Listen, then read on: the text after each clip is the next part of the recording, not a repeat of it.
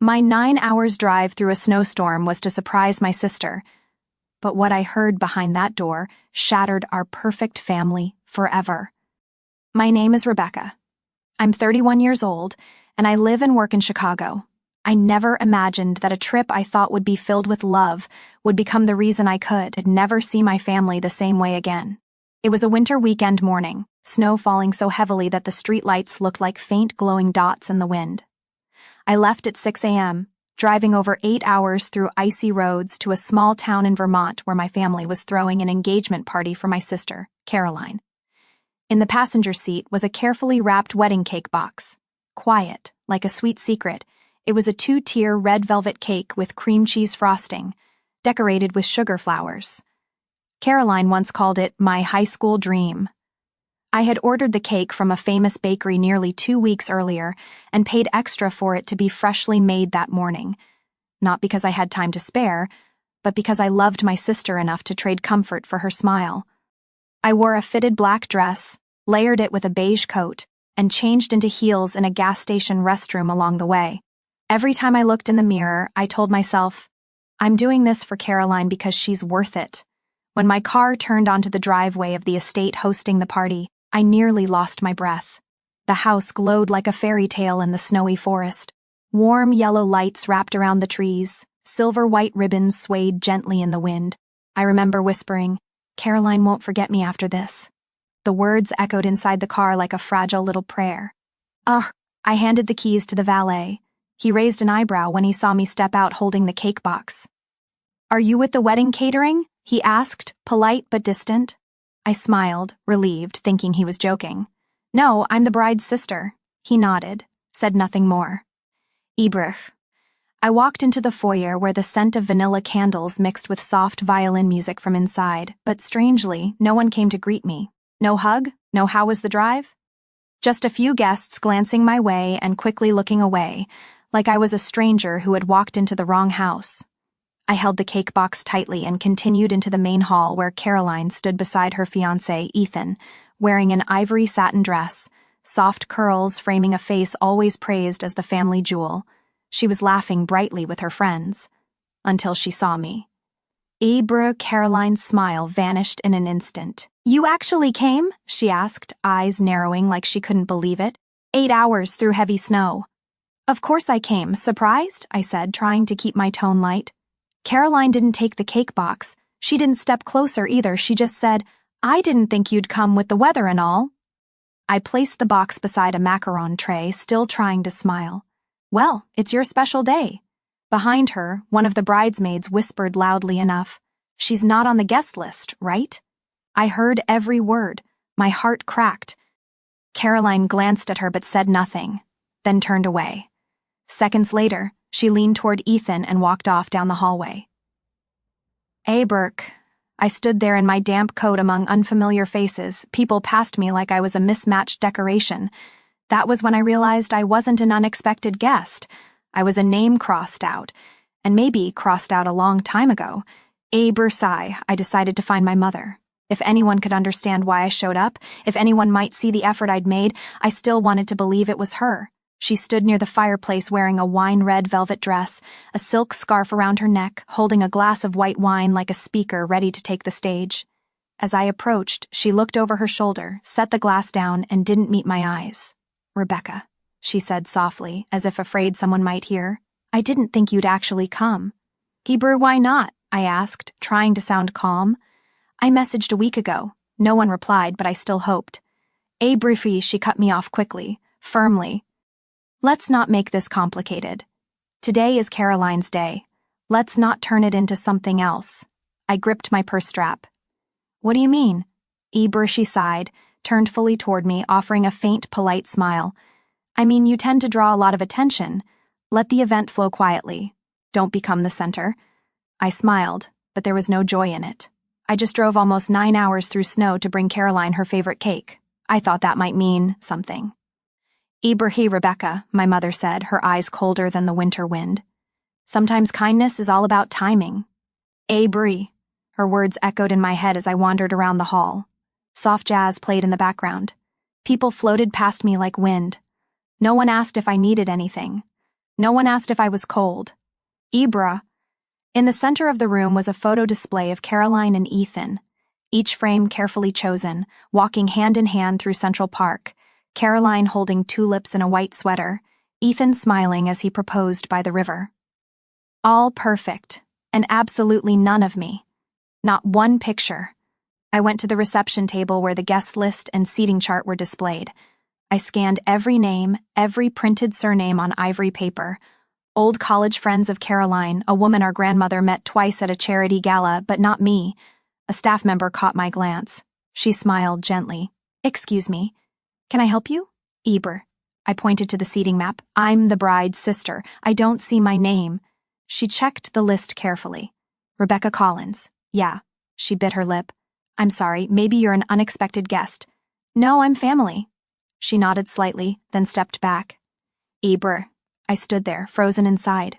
Around me, joyful wishes rang out like no one noticed. I was unraveling.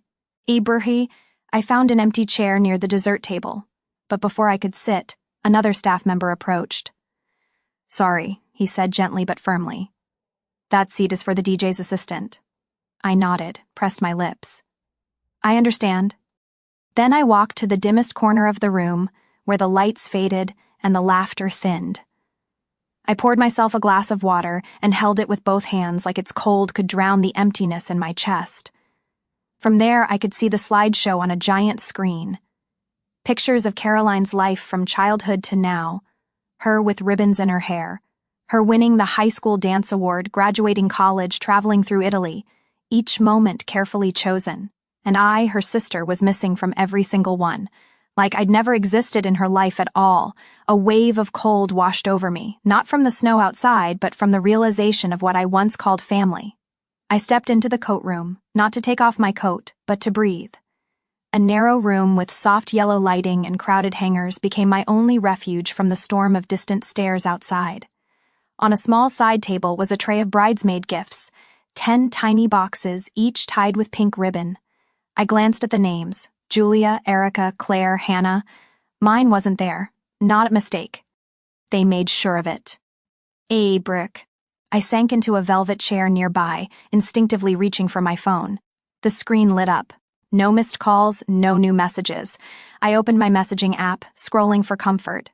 That's when I noticed it. A new group chat. Caroline's dream team. I frowned. I didn't remember joining this. Maybe someone added me by accident. The last message was from 3 hours ago from Julia, one of the bridesmaids. "Everything's pretty and perfect, just like we planned." Above it were earlier texts. "Claire, she's definitely not coming. She hates crowds. Hannah, even better. The vibe will be lighter." Then I saw it, the one that broke me. "Caroline, she doesn't fit the image. I'll just say the list is full." Having her in the wedding photos would be awkward. Below was a cringing emoji and a shaking head gif. Bro. I don't know how long I stared. Every word felt like it was carved straight into my chest. Caroline didn't just leave me out. She planned to leave me out. And the worst part was, I never suspected a thing. I left the group chat, slid my phone back into my purse, my hands trembling. Not from the cold. Not anymore. I stepped out of the coat room, no destination in mind, just needing to escape those walls closing in. While searching for an exit, I wandered into a narrow hallway between the kitchen and staff area. There, under dim yellow ceiling lights, trays of untouched food waited to be brought out. I was about to turn back when I heard laughter from behind a cracked door. A voice so familiar it made me freeze. It was Caroline. Burke. I still can't believe she actually drove all the way here. Who does that? Then Hannah's voice, a whole road trip just to bring what? A homemade cake that looks like it's from a discount store. Laughter burst out. Burke froze, held my breath. Caroline continued, her voice lower but no less cutting. If she hadn't come, everything would have been perfect. I was hoping the weather would keep her away. Claire chimed in. Maybe she would have spun out on the road or something. That way, we'd have an excuse to be sad and still enjoy the peace. Ebertheim. It wasn't just a laugh. It was an eruption of laughter. Light, ruthless, and all too familiar. The kind of laughter I'd heard my entire childhood, only back then I didn't know who it was aimed at. Now I did. I stepped back, my hand reaching for the wall to steady myself. The floor felt like it tilted. Not because I lost my balance, but because the whole world had just collapsed. None of them thought I could hear. And that's what hurt the most, because what people say behind your back, that's what they really mean. And the truth was, I had never been wanted here. I turned away. I didn't know where I was going. But for the first time I knew this much. I wasn't mistaken. I wouldn't excuse them anymore through blind hope. I had heard everything. And for the first time in my life, I wasn't sure I wanted to forgive and return to the main hall. There was no reason to stay in a place where even breathing made my chest ache. Instead, I quietly stepped out through the side door near the kitchen, my long coat still wet with old snow from that morning's drive. The cold wind whipped against my face like it was trying to wash away every illusion I had brought with me. But the coldest thing wasn't the weather. It was the silence from the people I once called family. I sat in my car for a long time. The engine was off, but my mind kept racing. My phone lit up with a new message. It was from my mother. "Just one line, Rebecca, don't make a scene." I stared at the text, mind blank. Above it, my earlier message still sat, "Mom, I'm on my way. Hope you'll all be surprised." Marked as read. No reply. I didn't respond. I had no energy left to explain or defend something that never should have needed explanation. I just wanted to be there for my sister. I sat in that darkness until the golden lights from the estate across the road disappeared into nightfall. I didn't drive home that night. I booked a room at a cheap motel 30 minutes away. My dress was wrinkled, makeup smeared after countless attempts not to cry. I didn't turn on the TV, didn't check social media. I just lay there staring at the stained ceiling, letting the memory of the evening drain me one breath at a time. The next morning, I woke up to my phone ringing. My head was still spinning from lack of sleep. When I opened Instagram, the first post was from Caroline. A heavily filtered photo, Caroline surrounded by her bridesmaids holding a champagne glass, soft light glowing against her satin dress, twinkling lights behind them just like the fairy tale wedding invites. The caption read, "A perfect night with all the people I love most." I wasn't in the photo. No tag, no mention, no thank you. Not a single trace that I had ever been there. Ibahoh. I scrolled through the comments. "Caroline, the most beautiful bride. Everything looks amazing. Wish I'd been invited." No one asked about me. No one wondered about the wedding cake, about the person who drove over 400 miles to show up, then vanished without a trace. The next message came from my cousin Julia. "Rebecca, last night wasn't easy, but I hope you understand that party wasn't the place to ask for attention." Then another text from my mother, this time in the family group chat. "Family group Collins. She's going through a rough patch. Let's be patient. Don't add fuel to the fire. A. Burquer." I read it over and over as if my brain needed multiple passes to fully understand. Rough patch. They were rewriting the story. A new version of Rebecca. Unhinged, disruptive, embarrassing. No one mentioned what I'd heard behind that kitchen door. No one asked why I left in silence. No one asked if I was okay. A message from an old friend, someone I hadn't heard from in nearly 3 years, came in. "Heard the engagement party got awkward. Caroline said you caused a scene and disappeared. You all right?" I didn't reply because I understood. I hadn't just been erased from the guest list. I'd been erased from the narrative. Like my presence was a glitch needing to be edited out. Like I had never been the main character in anyone's memory. Just an extra easily cut to preserve the perfect picture. I opened my laptop, created a new folder, and titled it The Truth. In it, I saved photos of the wedding cake receipt, the untouched cake box on the kitchen counter, the snow-covered driveway from yesterday. I saved screenshots of the group chat between Caroline and her friends. I didn't know exactly why I did it, but maybe one day, if someone ever asks, "Was it really that bad?" I want to be able to say yes. These are the things they'll never tell you. They could erase me from the party. They could crop me out of the photos, but I wasn't going to let them define me with silence anymore. I spent all Sunday afternoon in my small Chicago apartment. Soft light from the window falling across the kitchen table where I laid out everything others had chosen to ignore. My laptop was open, the screen showing the folder labeled The Truth, where I'd saved the things no one wanted to acknowledge. A photo of the red velvet wedding cake I brought, still sealed in its silver box, never opened. A receipt for over $200, paid in advance for the bakery to prepare it fresh that morning. A selfie I took in front of Caroline's estate, hair messy from the snowstorm, coat soaked through, still clutching the cake like a precious gift. Abrafer, I opened Instagram. The first photo I posted was of the cake outdoors, snow all around it, the gold ribbon standing out against the white. The caption read, "Not everything we bring is appreciated. That doesn't mean it has no value." The second post was the receipt screenshot from the email confirmation, the note reading, 2-tier red velvet wedding cake to be delivered Saturday morning for Caroline Collins. The third was a photo from inside my car, windshield covered in snow, everything outside blurred white, like the sky itself had tried to stop me. And I came anyway. I turned off the comments, not because I feared conflict, but because I didn't need permission to tell my story. Then I opened my email. Recipients, Mom, Linda Collins, Aunt Martha, Caroline Collins. Subject, the wedding cake. I kept it brief. Attached is the receipt for the wedding cake I ordered, paid for, and brought on Saturday. The cake was never opened, never mentioned. I don't need thanks. I just want you to see the truth. I attached the 3 photos and hit send. Ibrohi, Mom, replied, in less than 5 minutes, "Rebecca, this isn't helping. You're making things worse." And I didn't respond. I opened a new message, this time addressed to the PR department of Lockage Financial, where Ethan, Caroline's fiancé, worked. I wasn't sure if they'd care. But I knew one thing. This firm cared deeply about reputation and stayed far away from personal scandals that could affect investor confidence. I didn't write much.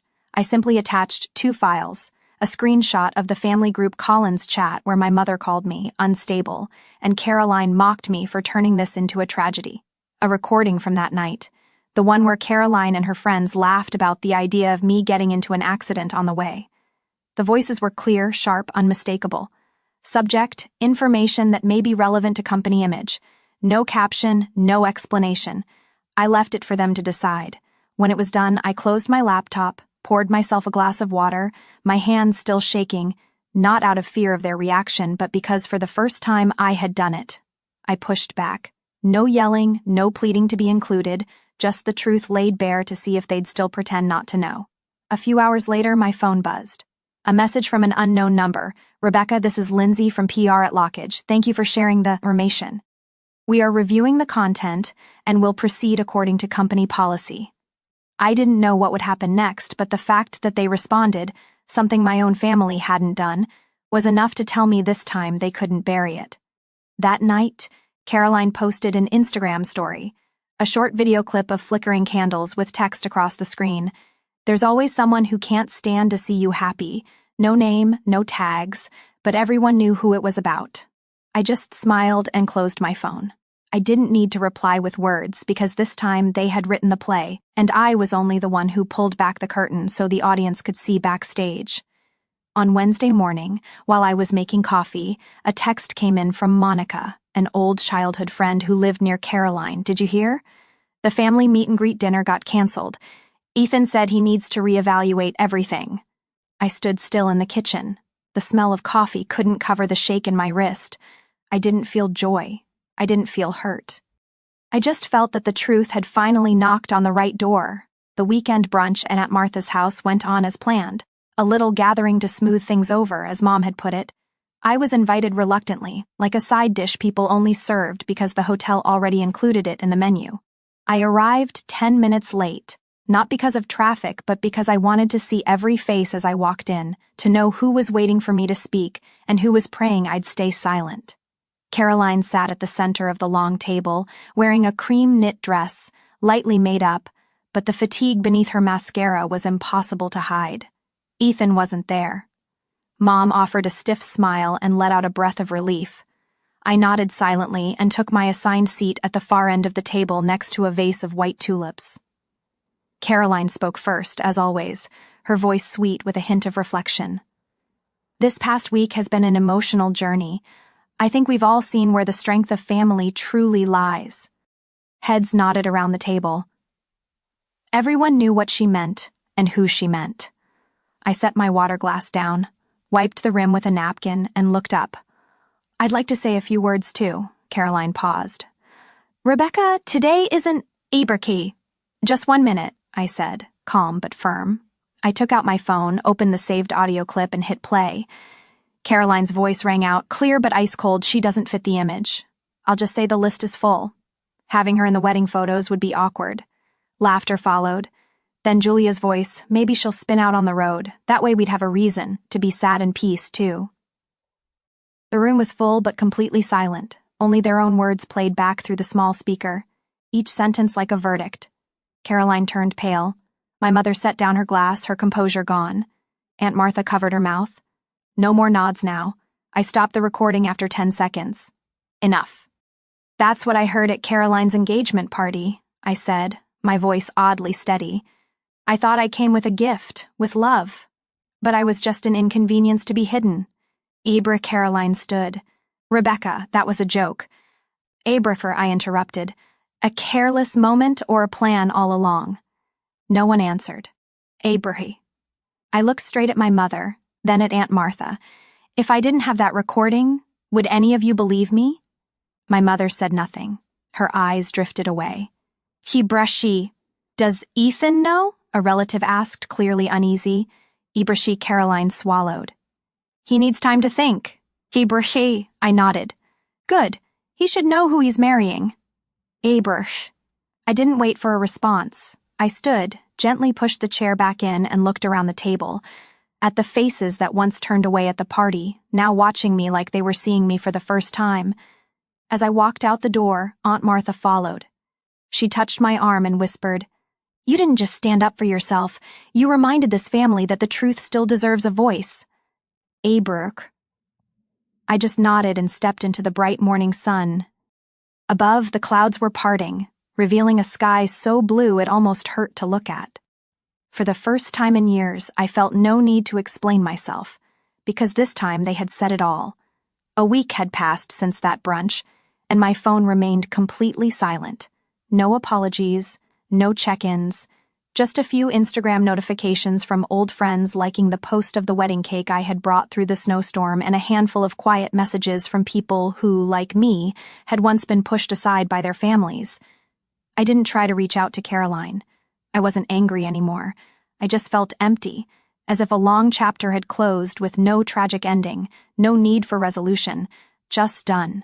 On Friday night, while folding laundry, my phone rang. The screen lit up with a familiar name, Caroline. I hesitated. My hand hovered over the decline button, then stopped. Finally, I set the phone on the table, hit accept, and put it on speaker. Rebecca. Her voice was hoarse. I know you probably don't want to hear from me, but please, just once. Ibrahe. I said nothing.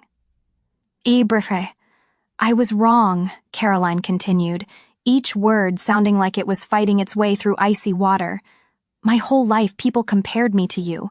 You were independent, smart, never needed anyone, and I always had to work harder just to be seen. I leaned back in my chair, staring up at the ceiling. I never thought I'd hear this from Caroline. I was jealous of you, she admitted plainly. Even at my own engagement party, I felt scared. Scared of how Ethan looked at you when you walked in. Scared of people praising you for driving through a snowstorm. Scared that once again, I'd be the shadow. Abracher. I closed my eyes. The familiar ache returned.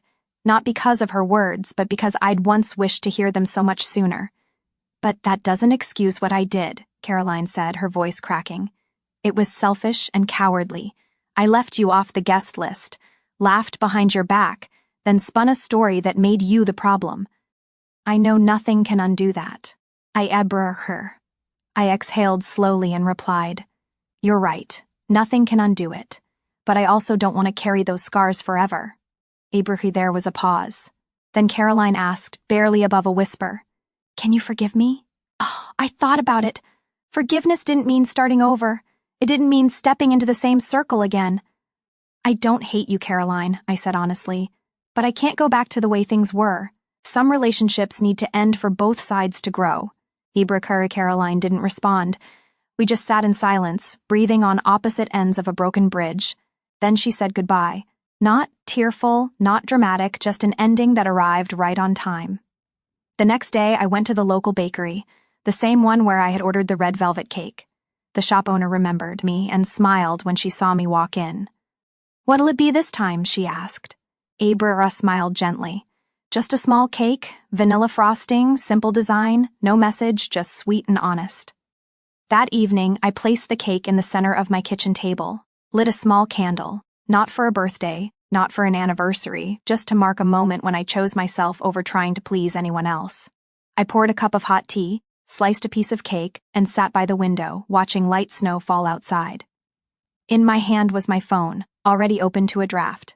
After countless edits, I was finally ready to post the final message. To anyone who's ever felt like the extra in their own family story, you're not wrong, you're not too sensitive, you're just being real. And that has never been something to apologize for. I once walked through a snowstorm to bring the best of myself, and I left empty-handed. But I'm no longer sorry because now I know family isn't made by blood. It's built on mutual choice, and I've finally chosen me. I hit post. No waiting, no fear, just relief, like setting down a weight I'd carried for too long. The next morning, I woke earlier than usual. Not out of anxiety, not out of lingering sadness, just because there was nothing to hide from anymore. The winter light slipped gently through the curtains, softer than I expected.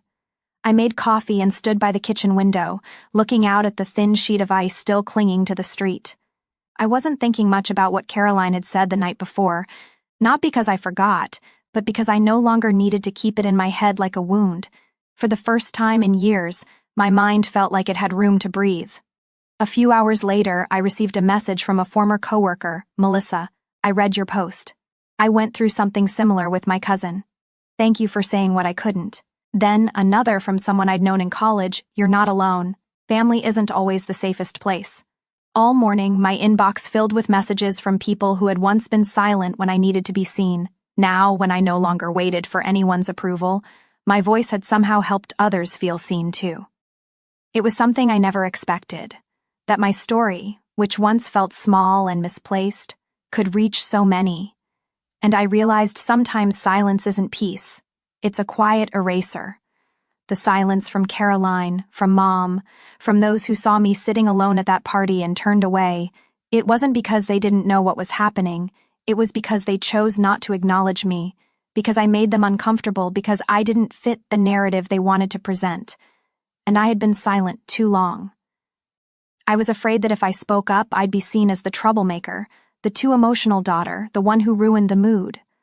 But the truth is, that so-called peace was never meant for me. The moment I spoke, hit post, played the audio, sent the email, that's when I stopped being the victim in someone else's story. I became the one writing it over. Telling the truth doesn't make you bad. It sets you free. Not everyone will understand. Not everyone will applaud. Some family members quietly unfollowed me. Didn't message, didn't call. But for the first time in my life, I didn't need them to. I didn't need anyone to confirm I was right, to know I wasn't wrong. That afternoon, I walked to the bakery, not to buy another cake, but to thank the owner for the quiet kindness she gave when my own family couldn't. She smiled and didn't ask questions, only said, "When you first came in, I had a feeling that cake wasn't just for celebration." I nodded. It was the last gift I brought to a door that had already closed. On the walk home, snow started to fall gently, steadily, not harsh, not bitter, just soft, like it was laying down a fresh layer of clean white over everything. I stopped in the middle of the street, tilted my face toward the sky, and thought, not every storm comes to destroy. Some come only to clear the sky. And I had walked through a storm like that. That night, I pulled out the old journal I had set aside when I was 26. I turned to the first page where I had once written, "Maybe if I'm gentle enough, they'll let me stay."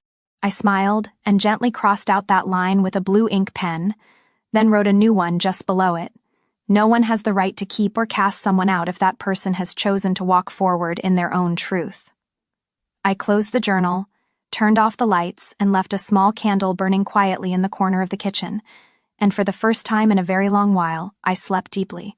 No dreams, no jolts awake, no voices echoing in my mind, only peace, not from forgetting but from finally facing everything and letting go. Rebecca's story isn't just about leaving a party, it's about returning to herself. From someone who always tried to be accepted by a family that never truly listened, she found the courage to speak up, face the pain, and release old expectations. Rebecca shows us that the truth, even when hard to hear, always deserves to be spoken. And sometimes the strongest thing we can do isn't to forgive, but to no longer need someone in order to be at peace.